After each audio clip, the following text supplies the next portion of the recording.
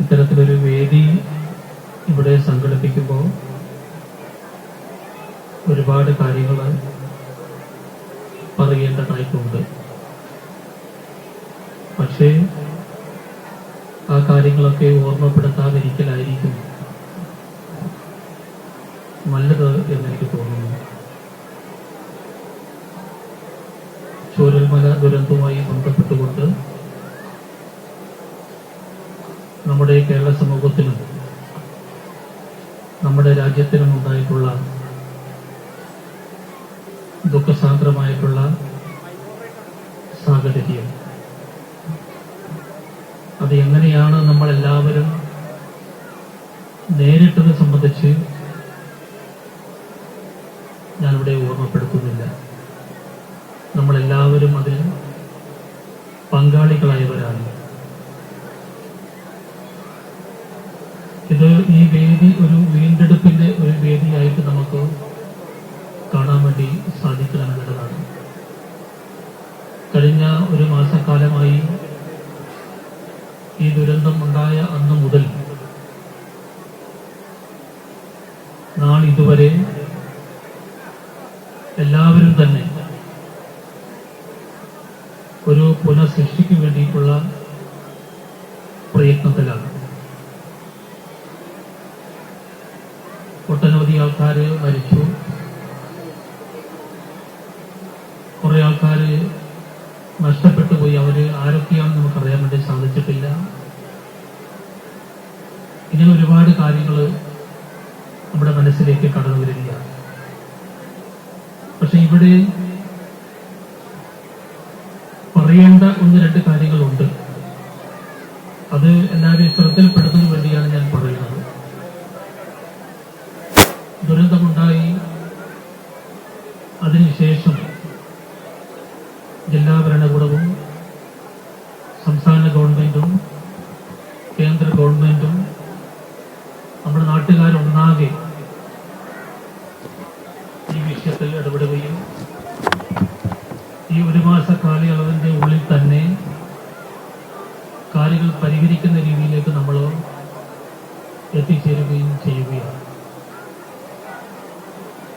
സർക്കാർ പ്രഖ്യാപിച്ചിട്ടുള്ള എല്ലാ കാര്യങ്ങളും ഞാൻ പറയുന്നില്ല. ഈ മുഴുവൻ കുടുംബത്തെയും പുനരധിവസിപ്പിക്കുന്നതിന് വേണ്ടി ടൗൺഷിപ്പ് മാതൃകയിലുള്ള പദ്ധതി ഗവൺമെന്റ് ആവിഷ്കരിച്ച് നടപ്പാക്കാൻ വേണ്ടി പോവുകയാണ്. അതിന് മുന്നോടിയായി ദുരിതാശ്വാസ ക്യാമ്പുകളിൽ താമസിച്ച കുടുംബങ്ങളെ താൽക്കാലിക വീടുകളിലേക്കും വാടക വീടുകളിലേക്കും മാറ്റുന്നതിനു വേണ്ടി ജില്ലാ കളക്ടറും ഗവൺമെന്റും ശ്രമം നടത്തുകയുണ്ടായി. അത്തരം കാര്യങ്ങൾ ചെയ്യുമ്പോൾ ചില ഒറ്റപ്പെട്ട ചെറിയ ചെറിയ വിഷയങ്ങൾ ഉണ്ടാവും എന്നുള്ളത് ഒരു യാഥാർത്ഥ്യമാണ്. എങ്കിലും ആ വിഷയങ്ങളൊക്കെ പരിഹരിച്ചുകൊണ്ട് പരമാവധി കുറ്റമറ്റ രീതിയിൽ കുടുംബാംഗങ്ങളെ വാടക വീട്ടിലേക്ക് മാറ്റി സ്ഥാപിക്കുന്നതിന് വേണ്ടിയിട്ടുള്ള നടപടി ജില്ലാ ഭരണകൂടം സ്വീകരിച്ചു കഴിഞ്ഞിട്ടുണ്ട്.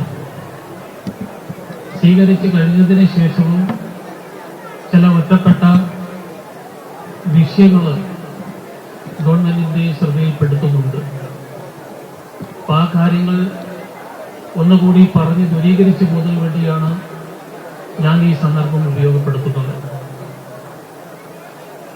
നമ്മൾ ദുരിതാശ്വാസ ക്യാമ്പിൽ നിന്ന് മാറ്റി താമസിപ്പിച്ച കുടുംബത്തിന് ആ വീട്ടിലെ 2 പേർക്ക് 300 രൂപ വെച്ച് സർക്കാർ ഇപ്പൊ 3 മാസ കാലയളവിലേക്ക് പ്രഖ്യാപിച്ചിട്ടുണ്ട്. അതേപോലെ തന്നെ ആ കുടുംബത്തിന് 10,000 രൂപയും ഗവൺമെന്റ് പ്രഖ്യാപിച്ചിട്ടുണ്ട്. വരുന്ന 3 മാസ സമയത്തേക്ക് അവർക്ക് ആവശ്യമായിട്ടുള്ള ഭക്ഷണ കിറ്റും സർക്കാർ പ്രഖ്യാപിച്ചിട്ടുണ്ട്. അതിന്റെ വിതരണവും നടന്നു വരുന്നുണ്ട്. ഈ സാഹചര്യത്തിൽ ചില വിഷയങ്ങൾ ആർക്കും ഇത് ലഭിക്കുന്നില്ല എന്നുള്ള വിഷയങ്ങൾ, ഒറ്റപ്പെട്ട കാര്യങ്ങൾ ഞങ്ങളുടെ ശ്രദ്ധയിൽ വരുന്നുണ്ട്. വിതരണം ചെയ്യുന്നതിലെ കാലതാമസം ഒരു പക്ഷേ നേരിടാം.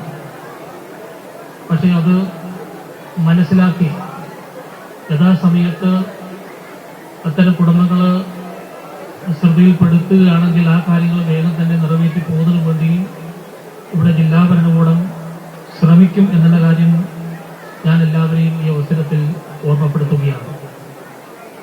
മറ്റു കൂടുതൽ കാര്യങ്ങളിലേക്ക് ഞാൻ കടക്കുന്നില്ല. ബാക്കി 2 മന്ത്രിമാരും MLA-മാരൊക്കെ സംസാരിക്കാനുള്ളത് കൊണ്ട് ആ കാര്യത്തിലേക്ക് നടക്കുന്നില്ല.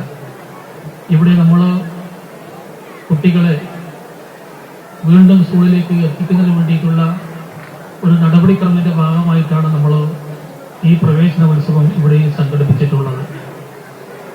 സ്വാഭാവികമായും പ്രായോഗികമായി പ്രവർത്തനം ആരംഭിക്കുമ്പോൾ അവിടെയും ചെറിയ വിഷയങ്ങൾ ഉണ്ടാകാൻ സാധ്യതയുണ്ട് എന്ന് ഞാൻ മുൻകൂട്ടി പറയുകയാണ്. ഒറ്റപ്പെട്ട ചില പ്രയാസങ്ങൾ ചിലപ്പോൾ കാണും. പക്ഷെ ആ കാര്യങ്ങളും നമുക്ക് കൂട്ടായി ഇടപെട്ടുകൊണ്ട് ആ വിഷയങ്ങൾ കൂടി നമുക്ക് പരിഹരിച്ചു പോകാൻ വേണ്ടി സാധിക്കണം.